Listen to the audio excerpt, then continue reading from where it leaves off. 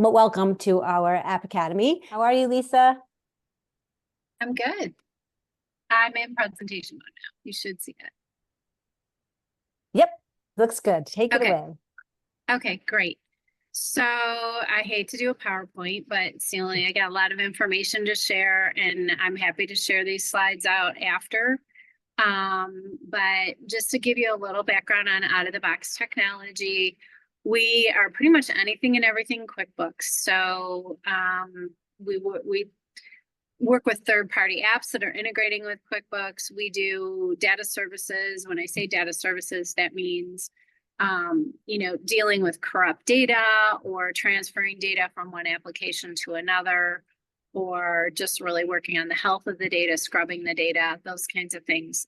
And then we do the traditional accounting services, training, support, all kinds of stuff like that. So pretty much anything and everything QuickBooks. So a little bit about me.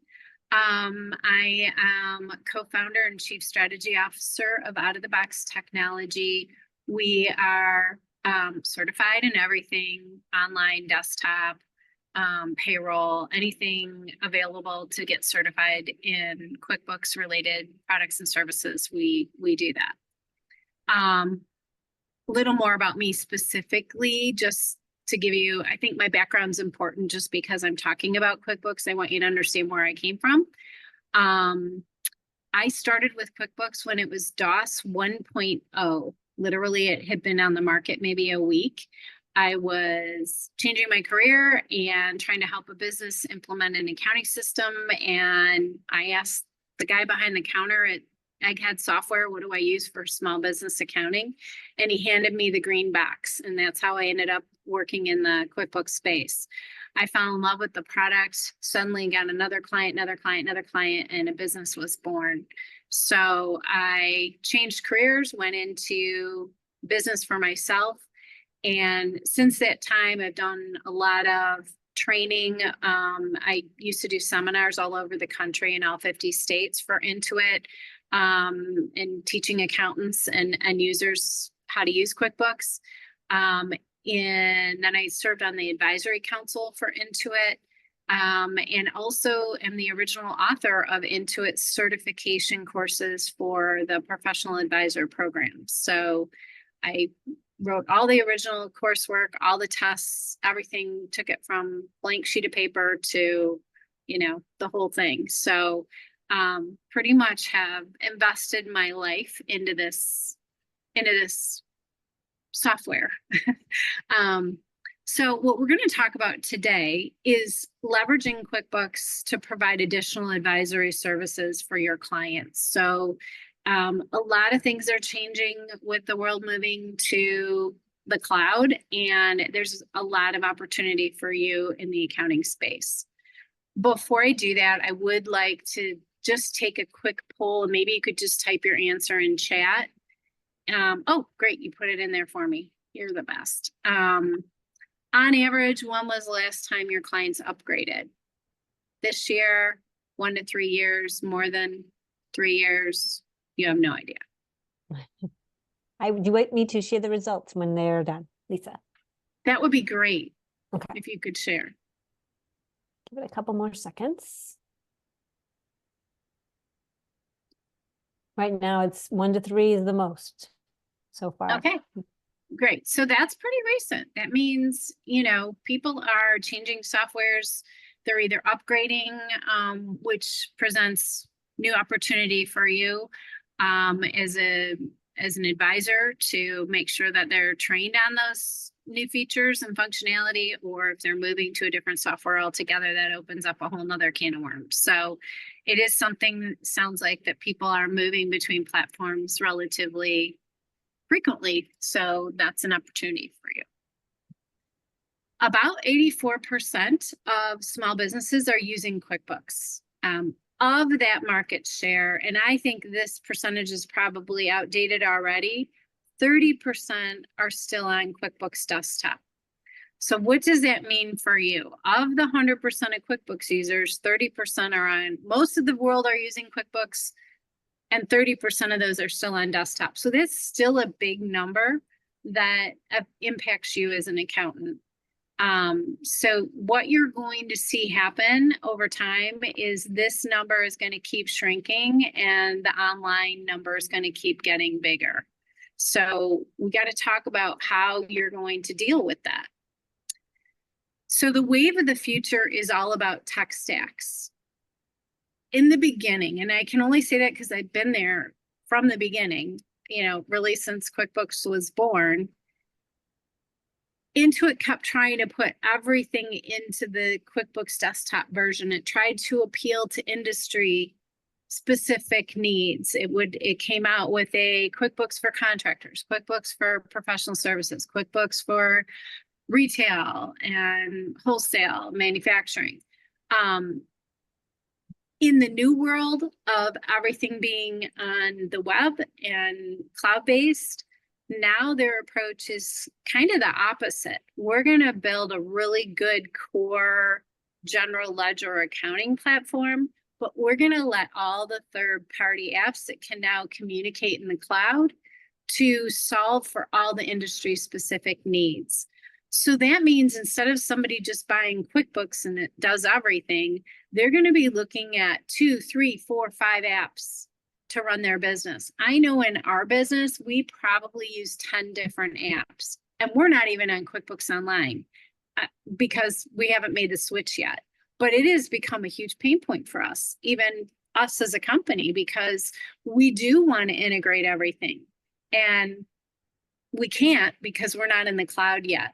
So you're going to see this big movement of everybody just going to the cloud and looking at all these different technologies to connect into QuickBooks. So QuickBooks is really the hub. They've really created themselves as the hub of everything needs to talk to accounting. So everything's going to interact and be connected to QuickBooks Online.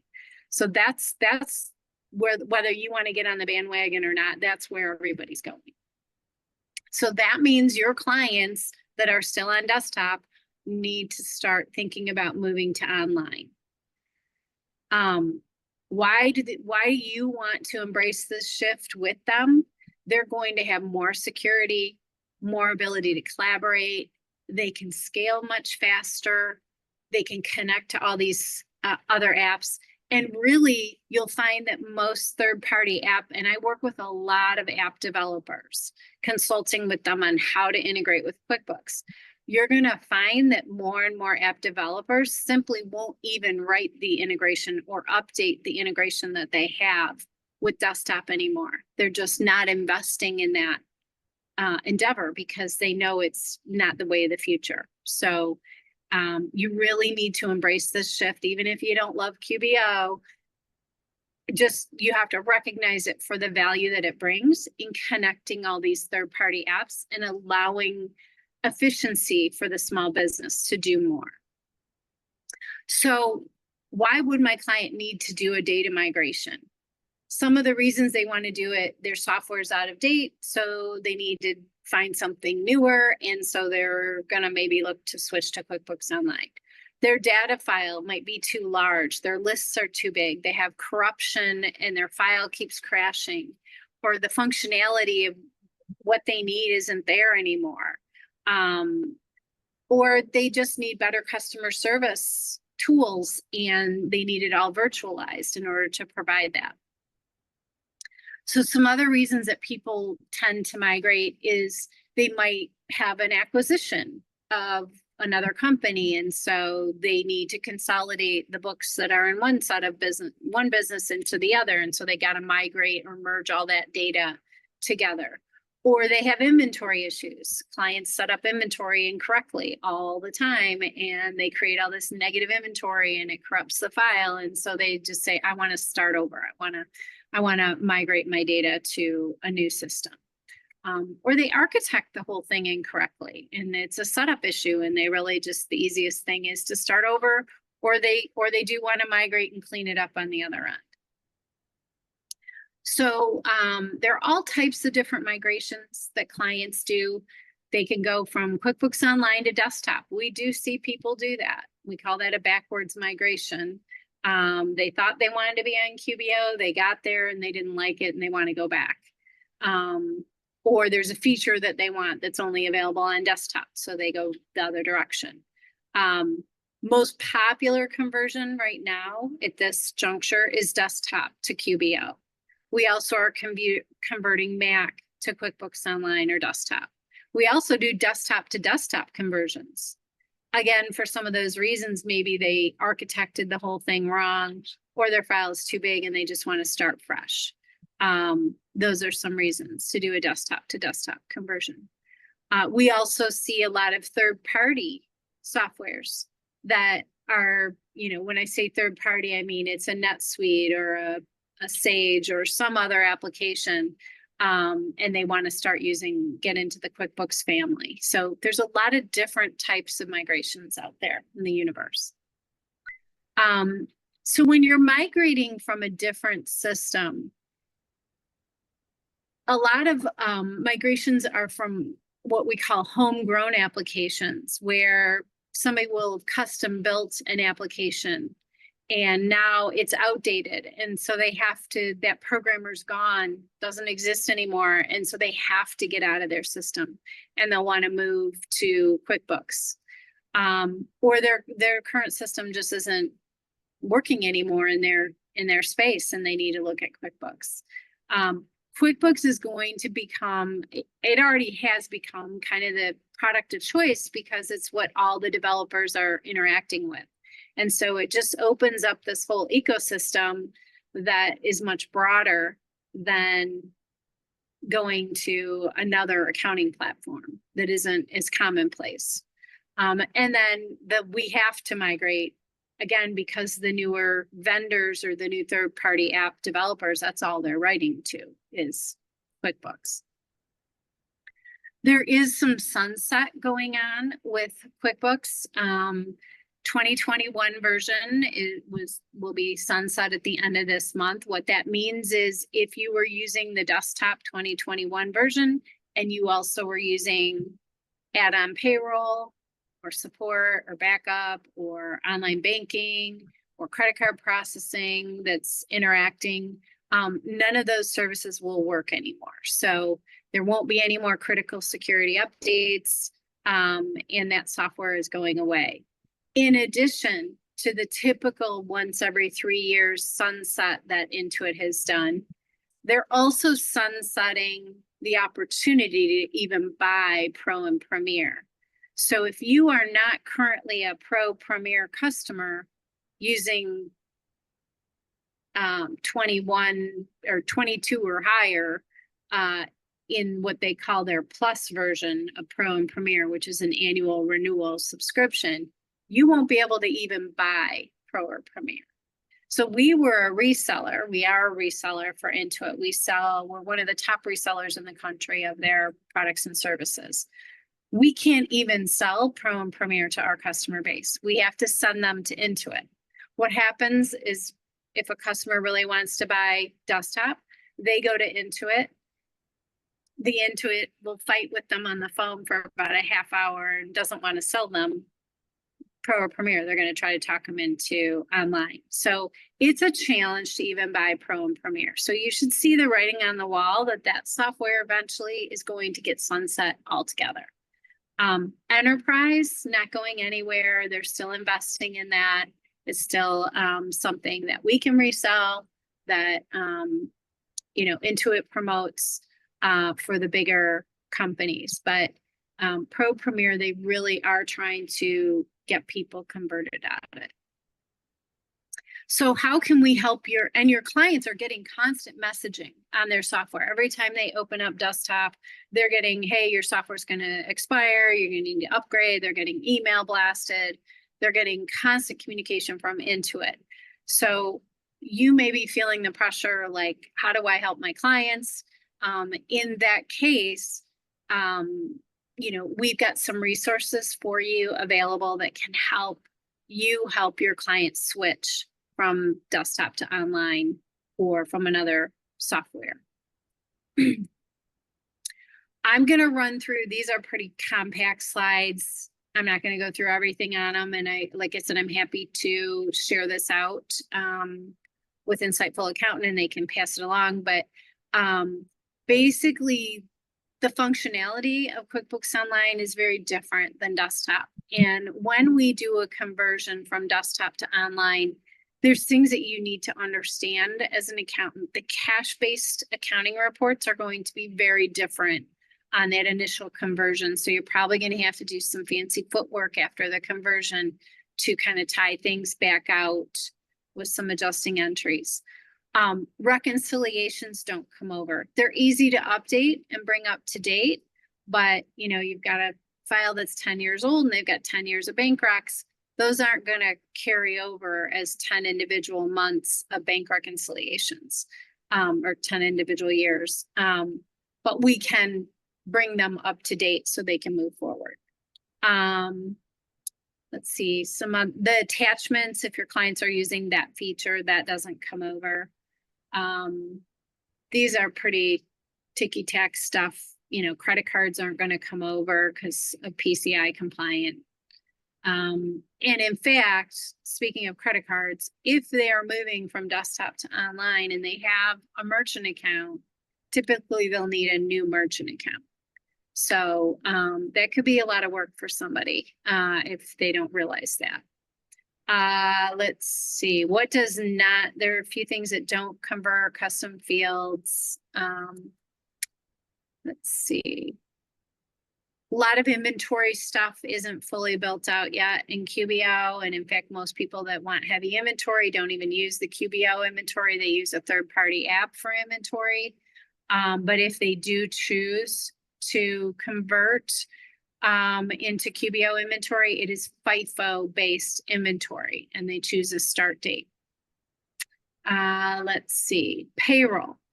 Payroll is completely different. So when you convert a QBO file, a QB desktop file to QBO, the payroll will convert over, but it's really just where's each paycheck and tax payment hitting in the general ledger.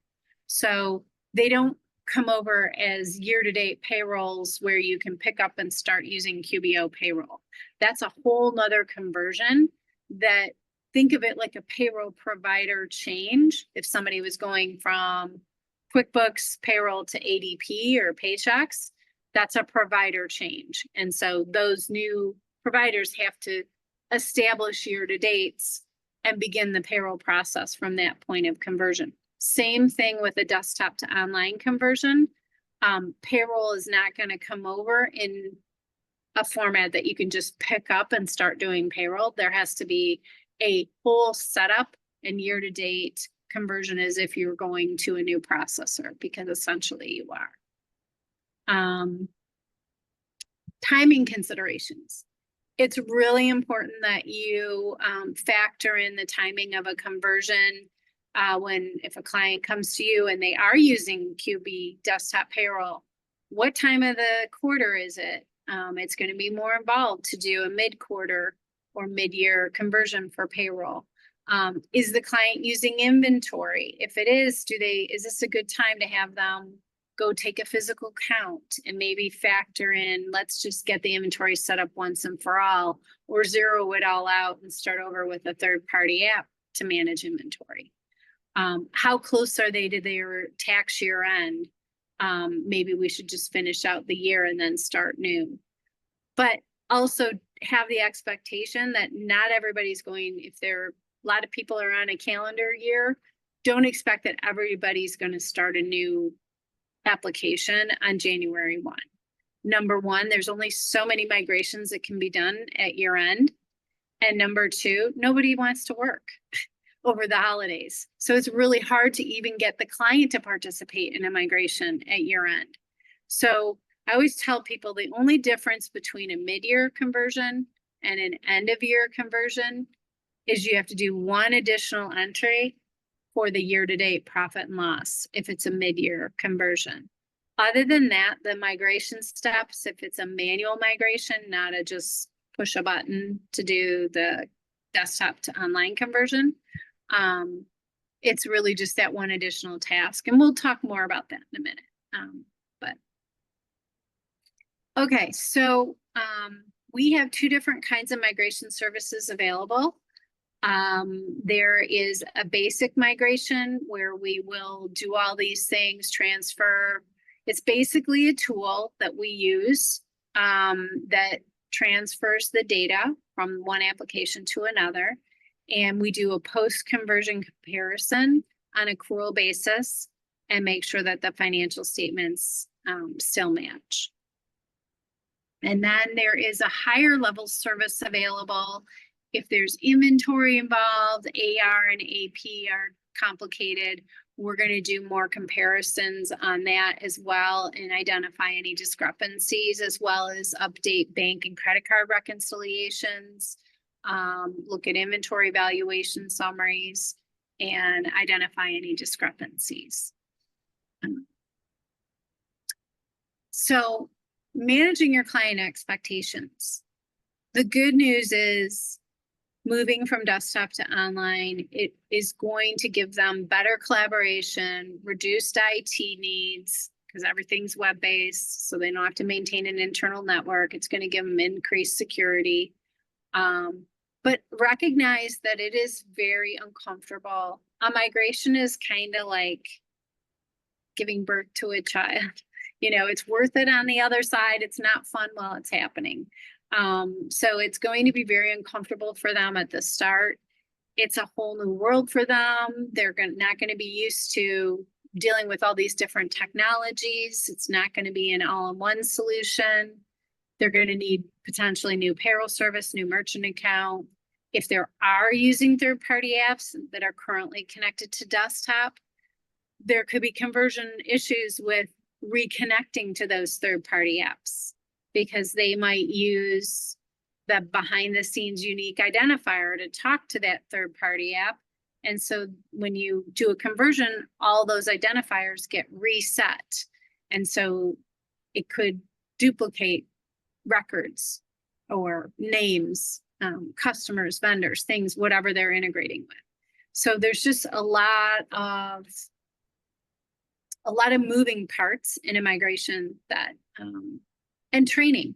Training is a huge opportunity for you and your firm.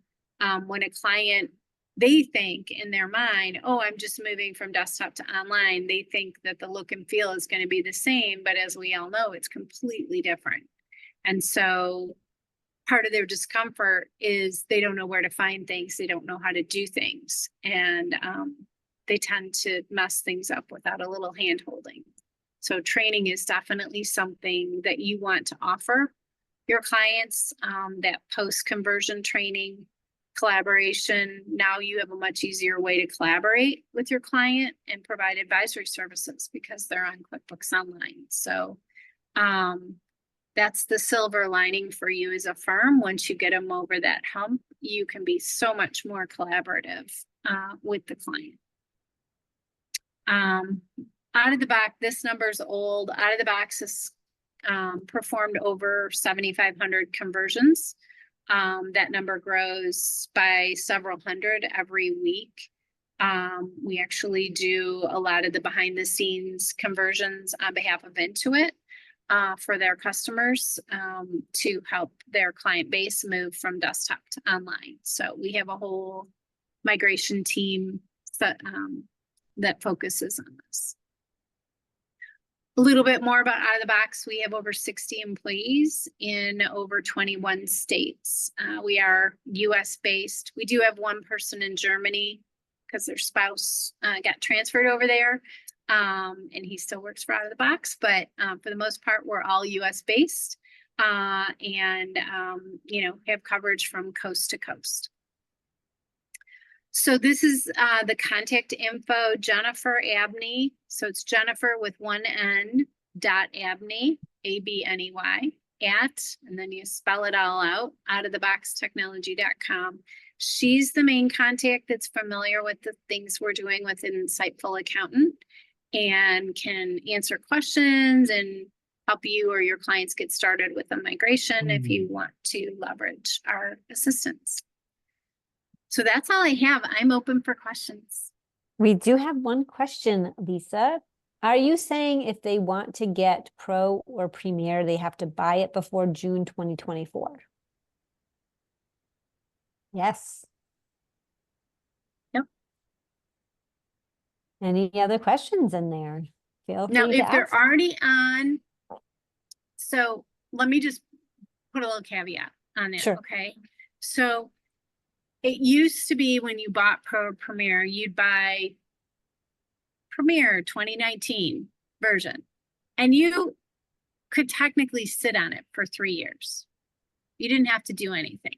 20 would come out, 21 would come out. You could just sit there and do nothing. Eventually, your connected services would stop working. That's why I say every 3 years. If you wanted to use any of those connected services, eventually you'd have to upgrade, right? But you could sit on it for 3 years.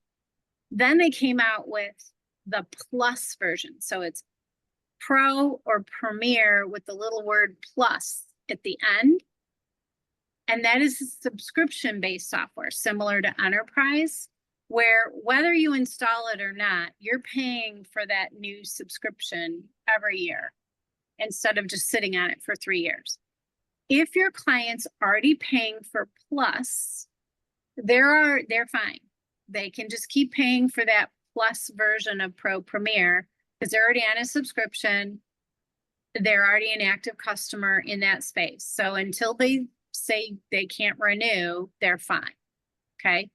But if you have a client that's sitting on a standalone version from 2021, and there's no plus at the end of their subscription, maybe they just decided, maybe they own it, but they decided not to install it, they'll be fine. But if they don't have the plus version of Pro Premier, they won't be able to buy it ever again. But they could buy Enterprise, which we can get them a discount on that, and they could upgrade their existing subscription to Enterprise.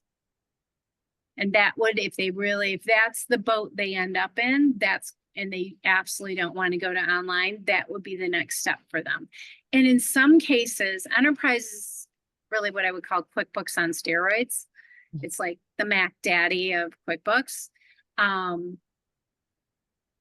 It can be cheaper, actually, if they're bundling in things like payroll and some other things. It sounds really expensive, but they keep jacking up the price of Pro and Premier. So now they're getting a lot closer.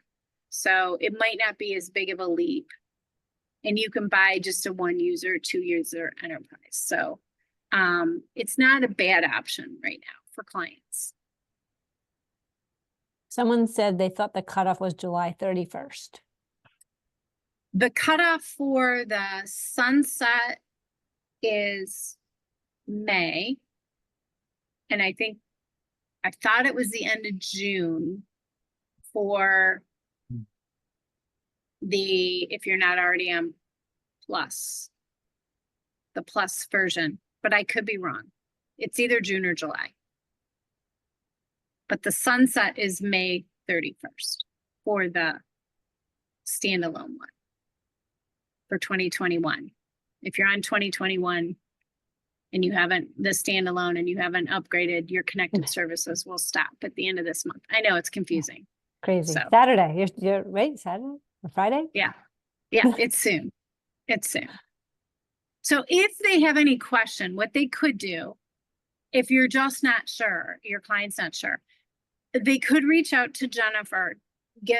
She can look up the license and find out exactly what they're on and exactly what their options are by a certain date and exactly what the date is. So she's got all that information at her fingertips. All she needs is the license number and she can look it up. All right.